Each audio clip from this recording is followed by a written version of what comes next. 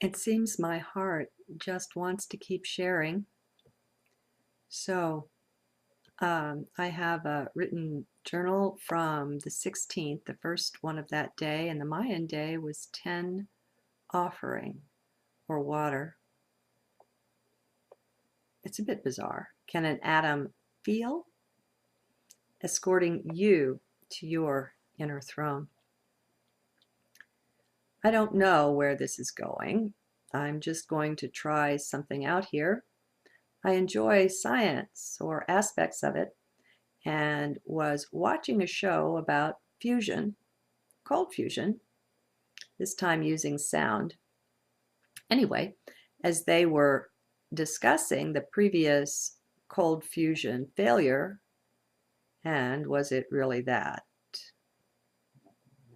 Did the observation problem get taken sufficiently into account? In other words, the scientists who believed that they would get the result got one result, and the scientists who believed they wouldn't got another. But anyway, the typical way to produce fusion was under discussion, slamming atoms together with tremendous force. And I got to wondering, what do the atoms think about that? Now, hey, everything is conscious, is sentient in some way. Do you at least allow that? I do. So if you don't, this might not be the journal for you, because that's the foundation. Anyway, what about atoms? Who among us has channeled an atom's perspective on anything? That would be interesting. God, making that connection would be interesting. There is so much that mankind does that is so very unthinking as to qualify for being unconscious, at least of the higher part of our being. We're not used to functioning there. This being stuck in left brain mode has definite drawbacks, and this is one. It's a terrible arrogance that does such things without so much as a by your leave of the beings involved in it, be they animals, atoms, or people. Now, we know we want animal testing to stop. We know we want to see the planet itself so much better treated than she is in today's world. Well, what's stopping us from taking this down to the level of atoms? Now, maybe cells or molecules would be more reasonable to open conversation with. I don't know. They're at least easier to see without such pricey equipment. Still, the basic point is to inquire of whatever level of consciousness or sentience is there to see what its views might be. Now, this is not so strange as it sounds at first. Do please consider the great work done that inescapably proves that plants are sentient beings and that they communicate too. The secret life of plant is decades old now, so the idea isn't new to inquire of the elements of nature to see what they might have to say. I'm sure I'm not the first one to have a visceral objection to the whole idea behind an atom smasher. It's barbaric, isn't it? I mean, think of it. Those are little beings they're doing that to. They're just as innocent as any animal trapped in a lab having horrible things done to it.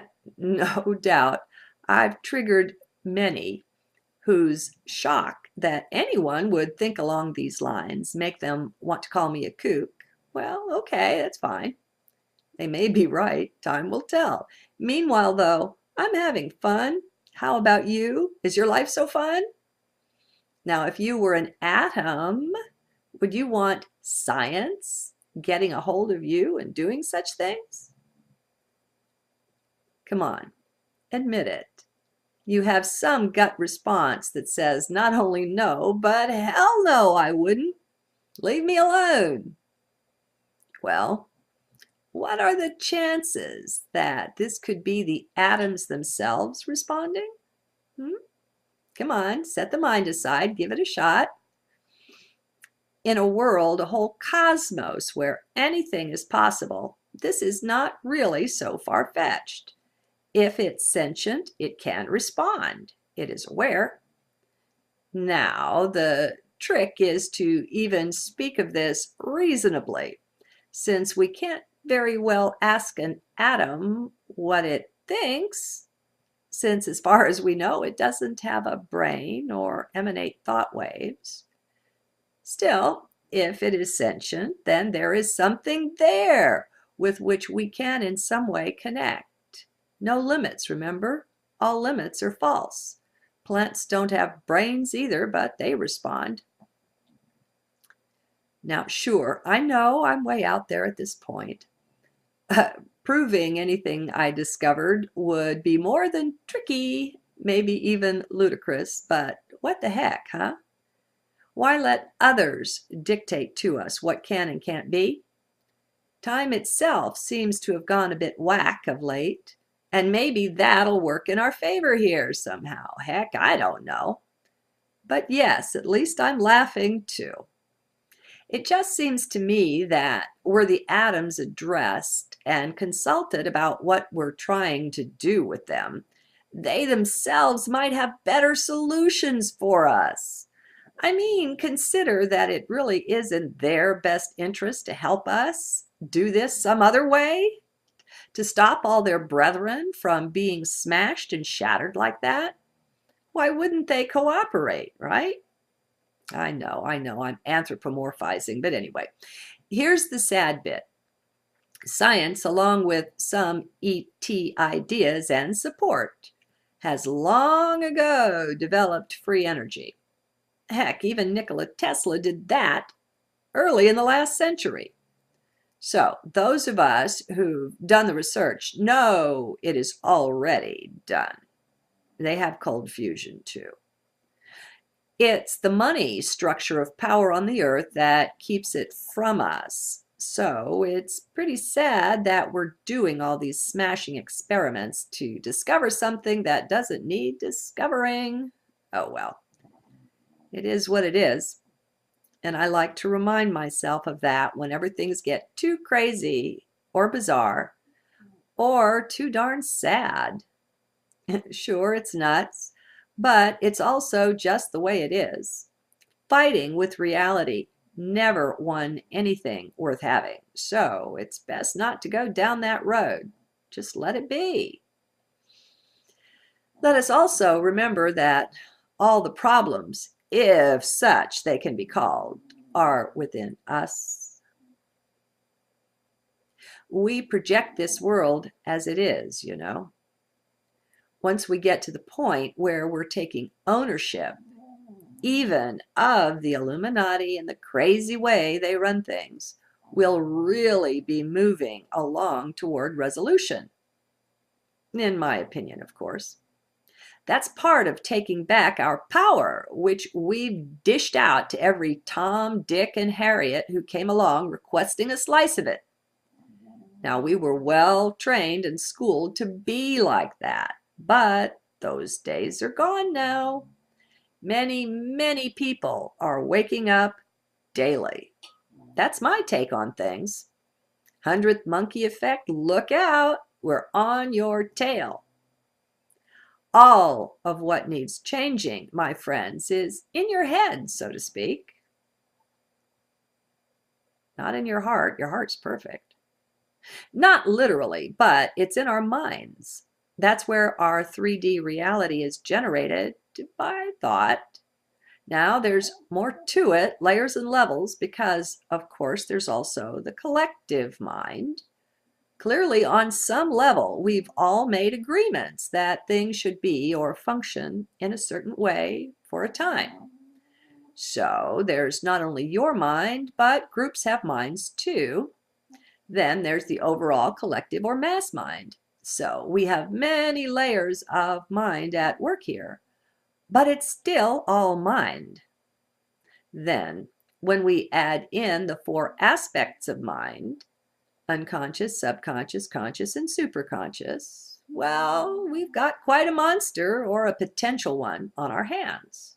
So, what now? Indeed, what now? Well, you know me. I say, go to heart. I say, wake up. Once we all awaken to the fact that we're projecting the world together this way, well, then we can take back control of it. That power and control that at this point we've still vested in all those Toms, Dicks, and Harriets out there. By training and programming us the way it was done, we were kept away from the secret that we had any power at all, much less how to use it. And as long as we continue to harbor such thoughts, I'm going to break here. Okay, so where were I?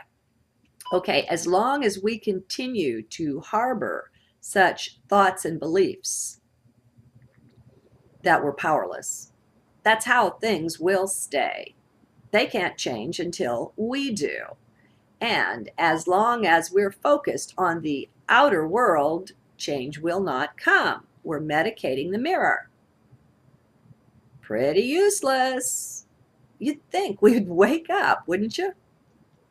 Well, we are. So maybe it's worked. Who knows? Maybe there is some grand design in back of things, even using the Illuminati or the powers that were to do its dirty work for it. Why would that be? Well, the dirty work needed to be done. Clearly, Source had used the feather, the ruler, and the 2x4 to get our attention, to wake us up. It wasn't working, so bring on the railroad tie.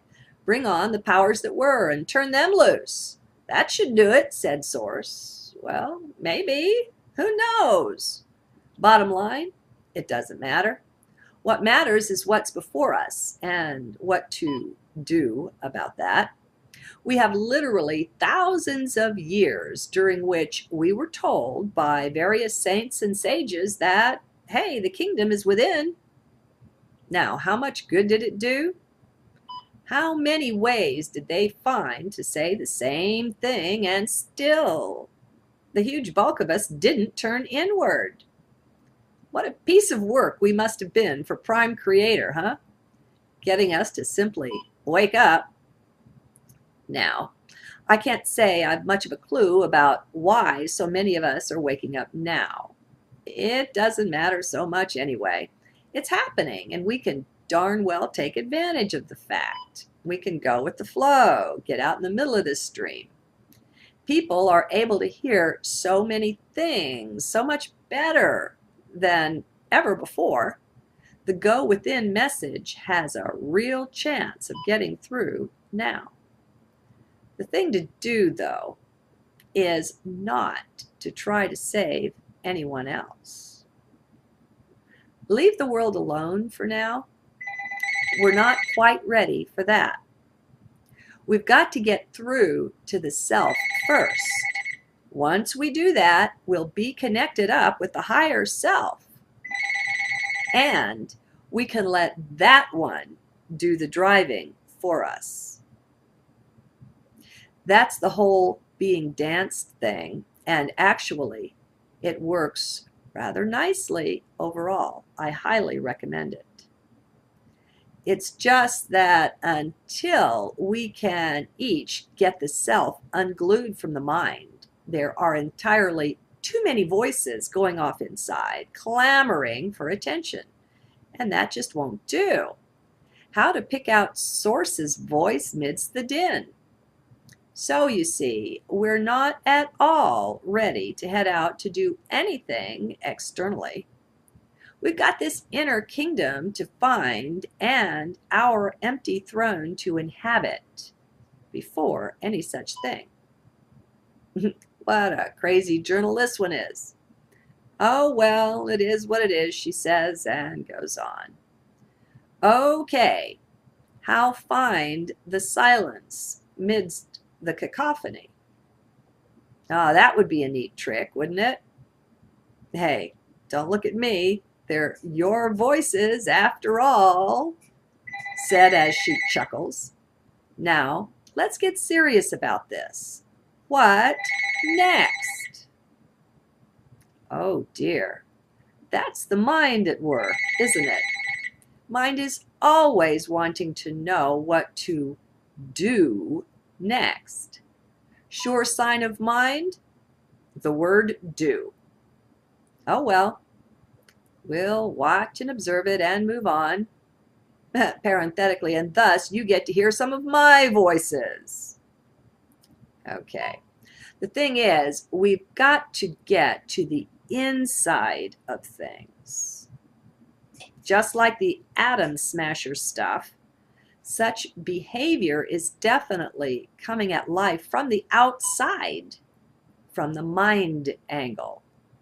Time to dive down into heart, into the now, and get a new perspective overall. Are you game? Are you ready? Because if it's only the mind that says yes, that's not enough. I promise you, mind will chicken out really soon. Just saying.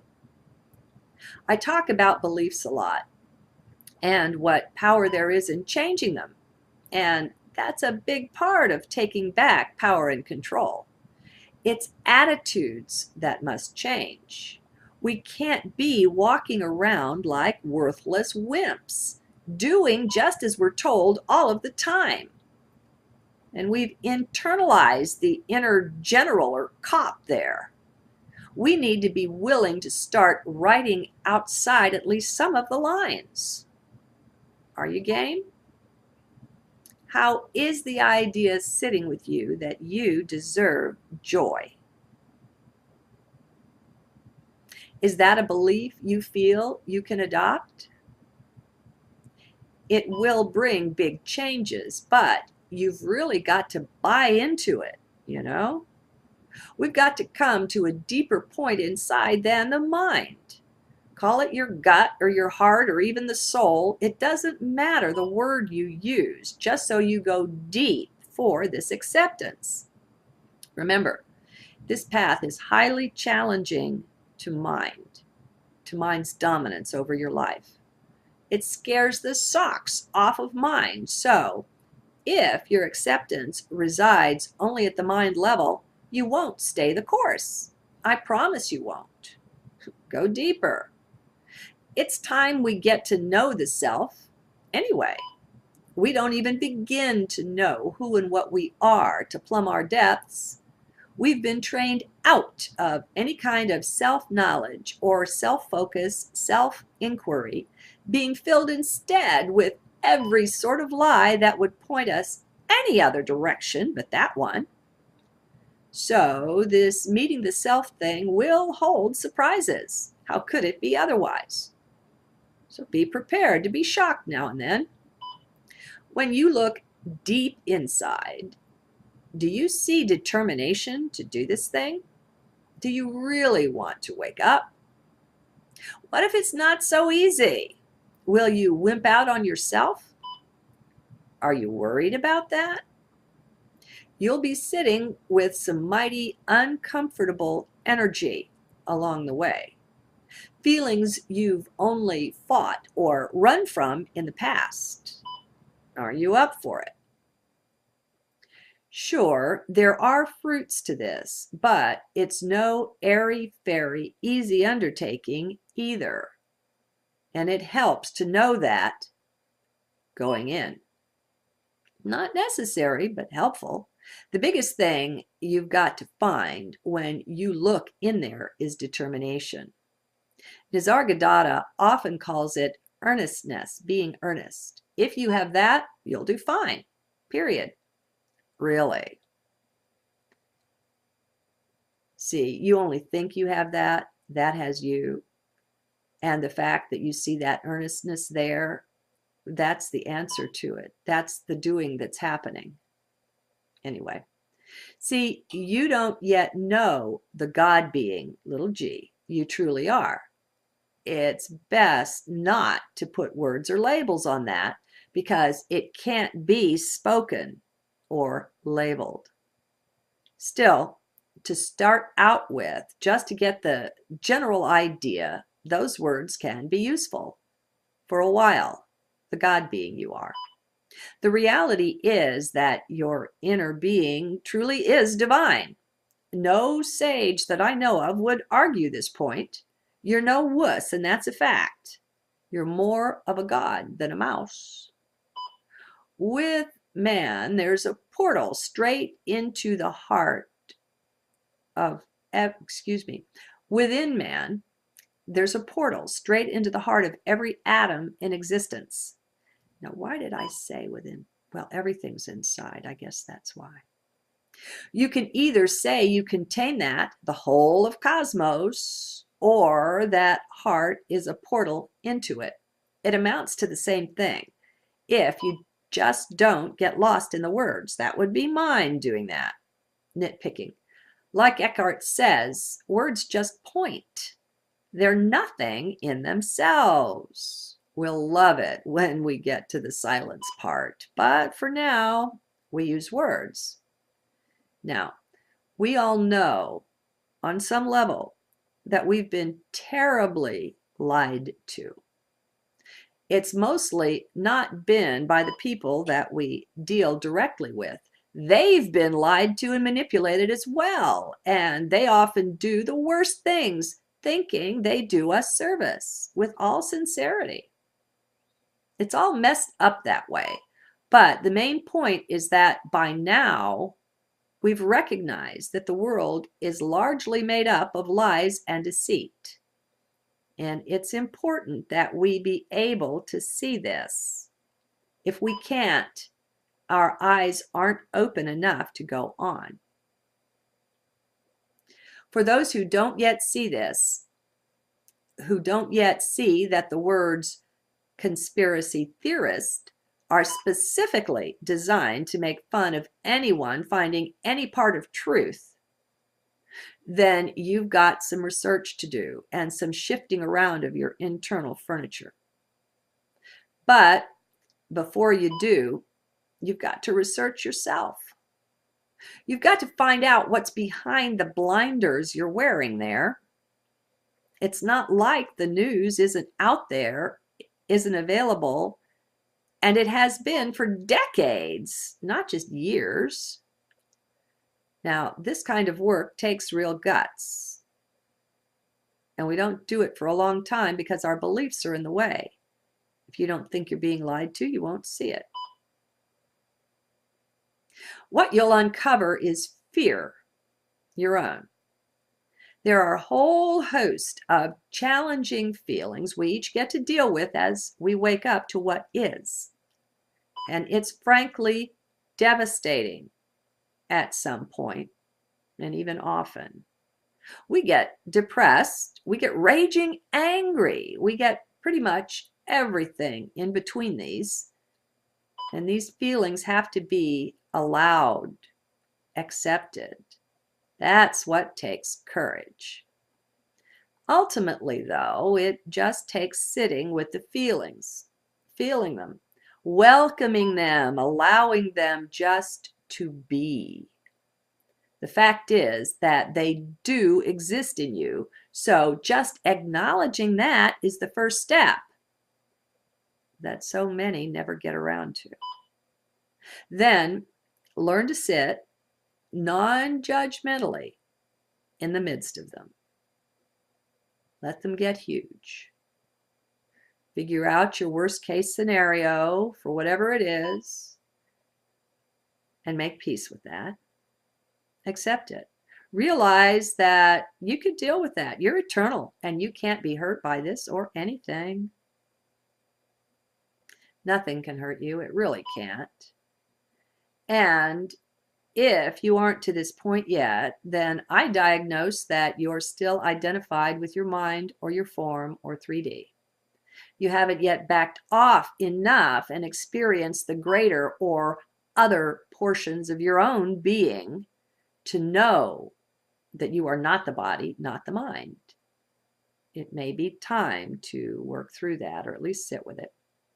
Once you know for a fact deep inside that you can't be hurt by anything, even death, death is really a joke, it's a birth. You're ready to face any fear, any emotion at all. You finally know you're their equal and then some. You're on your way now to taking your power back.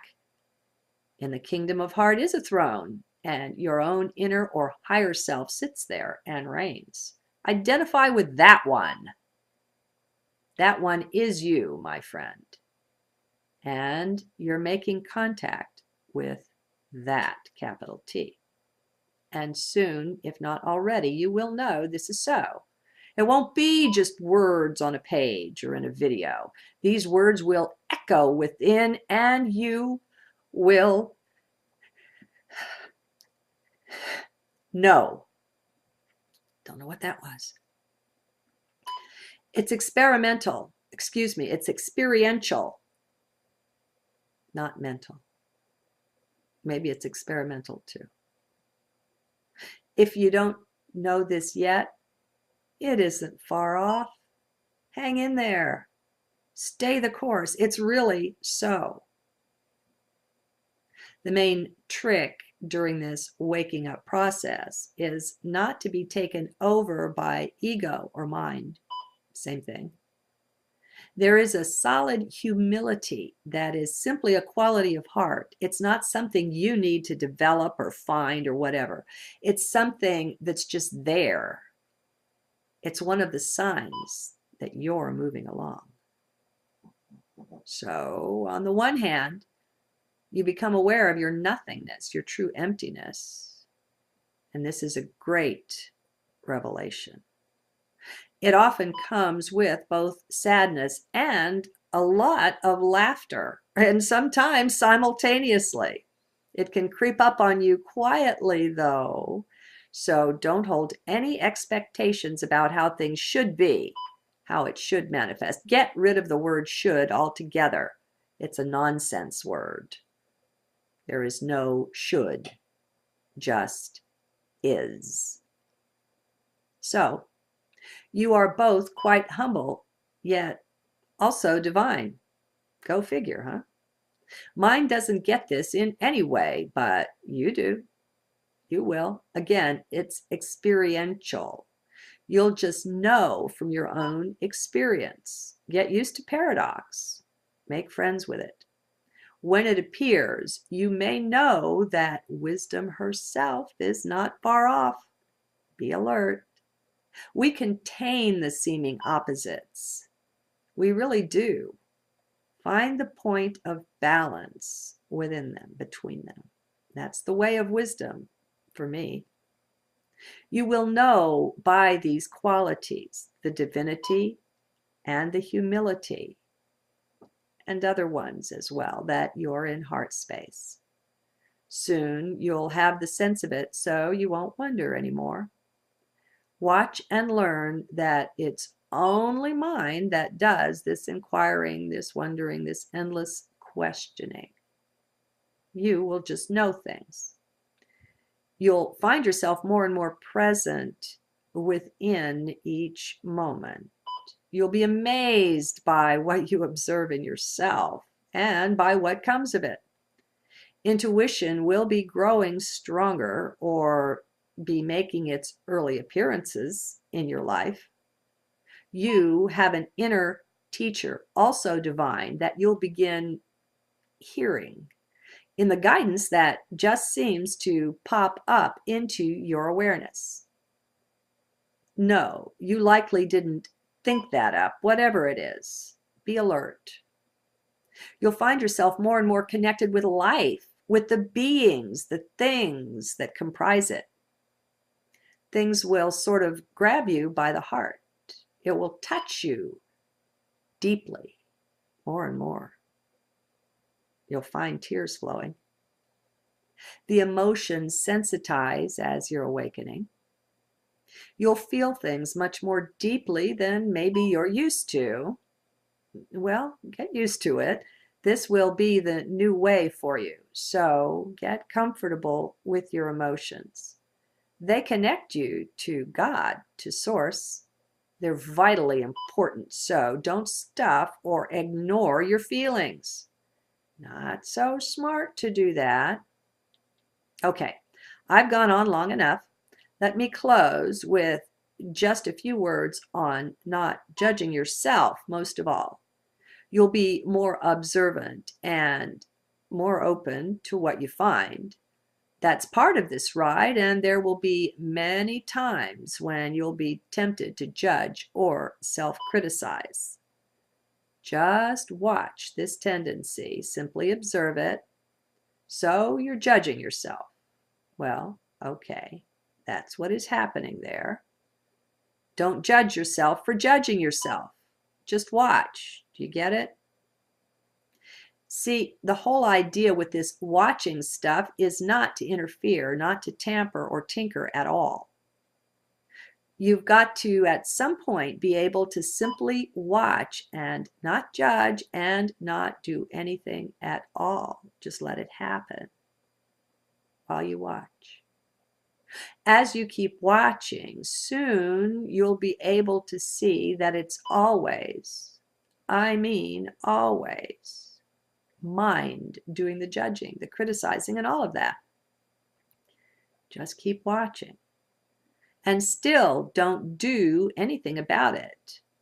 And by that I mean don't try to change. Now, who among you are woman enough, man enough to hear that? Don't try to change. We're shifting gears here. That's the old way. Do you see yet? Why not? Come on, pause a moment and consider. Why should you not try to change? Any idea? Well, as you're watching, you've observed, or you will, that it's mind coming in with criticism and judgment. Once you see that, you'll know it's mind that has all the ideas about how to improve you. Now, look around at the world and see the house that Jack, the mind, has built. Is that what you want in charge of you? If you fall prey to mind's attempts to improve you, you'll fail at this. You've taken a detour there, gone off the main highway home. Mind is absolutely not qualified for this work. This is the work of the inner divine one, the work of heart. Mind must eventually learn to desist, to stand down, to knuckle under to heart, to make friends with that. And eventually, mind does this willingly, gladly, but don't expect that at first. You're spunkier than that. Your mind will fight. No, mind's chattering is to be ignored. You'll use mind when you need to, but most of the time you don't, so it can just safely be ignored. It does its work. It doesn't need to be supervised. You stay still, still and silent, observing within. That's your job for the foreseeable future. Watching, nothing more. You don't move until the elephant steps on your toes. Then you move. You don't move until you're danced, in other words. Soon, very soon, it will happen. You'll have your first experience where you were actually watching yourself do or say something that didn't pass through the mind at all first. It just seemingly happened. It's a marvel, I can tell you, a very strange yet delightful experience. Why delightful? Because it's the divine at work, I guess. I don't know. The things that come to you this way have the mark of the divine on them, what I call the thumbprint of God. Now, do be on watch for ego. This very spot is where so many take yet another detour and go off the royal road home. This is where we find the spiritual egos. We have all either met or watched the videos of some of them, and they are sort of innocent in what they're doing in this way. They simply don't know that they're running on ego. They are quite self-convinced that it's the Divine One acting through them. As we see these things in others, let's do watch for them in self. Stick to that humility, to the emptiness you find there. Trust in that. Wait for the elephant to step on your foot. Don't try to save anyone. Don't go off doing things that seem like a good idea. You're likely just medicating pimples on mirrors anyway. Please know that I'm a bit uncomfortable about such stuff as this journal coming through me. I sit here watching it come through, and I do have a moment of pause now and then. I don't much like sounding like I know so well what I'm talking about. I'll confess to you that I don't know much of anything. I just trust in the flow. So I've had to surrender the possibility that I'm a real fool here, one of those spiritual egos myself.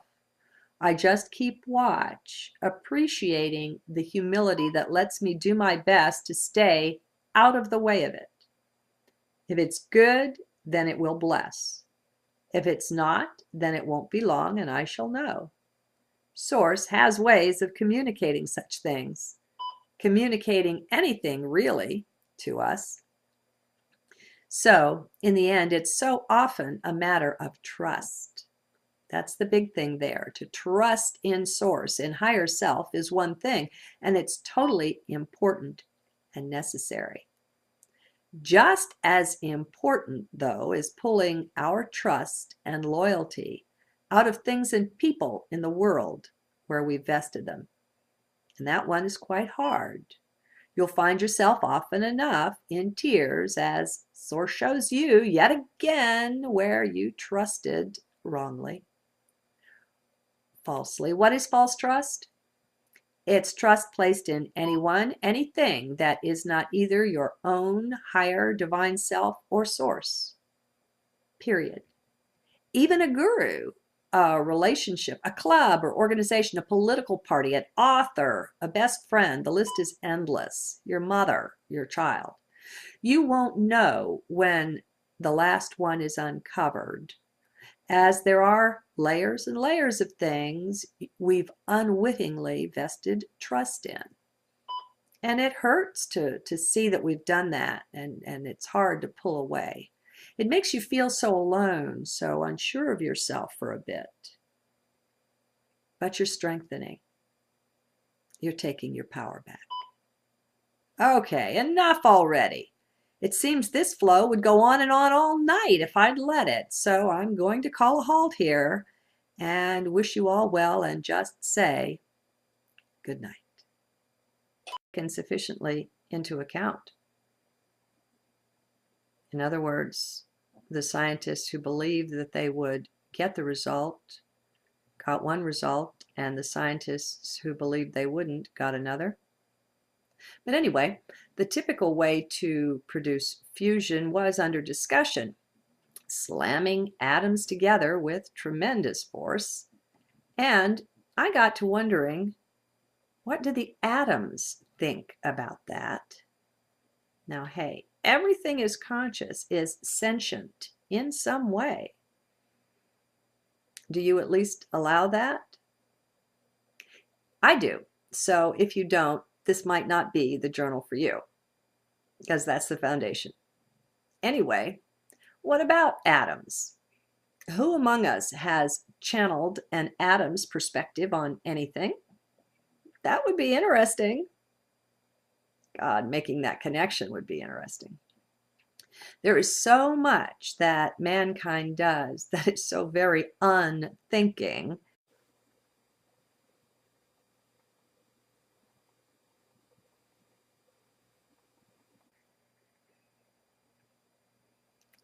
It seems my heart just wants to keep sharing. So I have a written journal from the 16th, the first one of that day, and the Mayan day was 10 offering or water. It's a bit bizarre. Can an atom feel? Escorting you to your inner throne. I don't know where this is going. I'm just going to try something out here. I enjoy science or aspects of it and was watching a show about fusion, cold fusion, this time using sound. Anyway, as they were discussing the previous cold fusion failure, and was it really that? Did the observation problem get taken? Want to call me a kook? Well, okay, that's fine. They may be right. Time will tell. Meanwhile, though, I'm having fun. How about you? Is your life so fun? Now, if you were an atom, would you want science getting a hold of you and doing such things? Come on, admit it. You have some gut response that says not only no, but hell no, I wouldn't. Leave me alone. Well, what are the chances that this could be the atoms themselves responding? Come on, set the mind aside, give it a shot. In a world, a whole cosmos where anything is possible, this is not really so far-fetched. If it's sentient, it can respond. It is aware.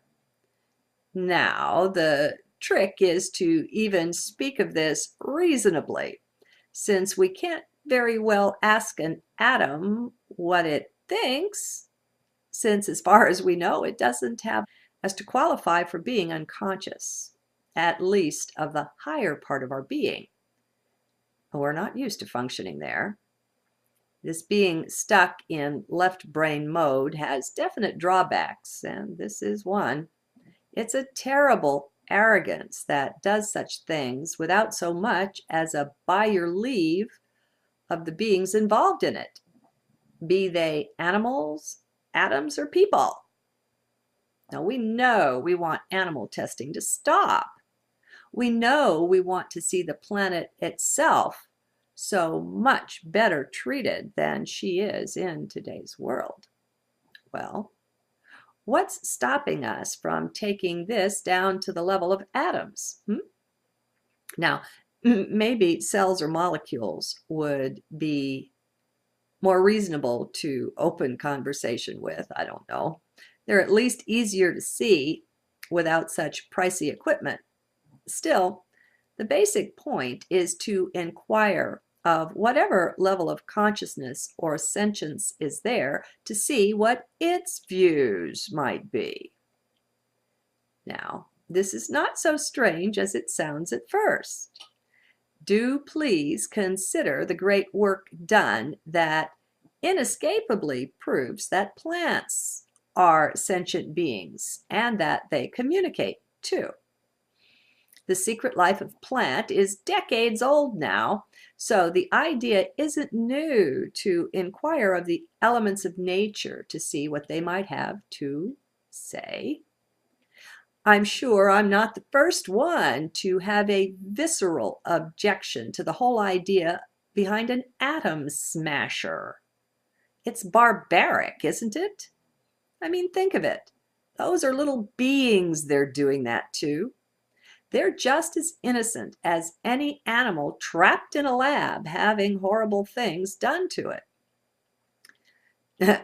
No doubt, I've triggered many whose shock that anyone would think along these lines make them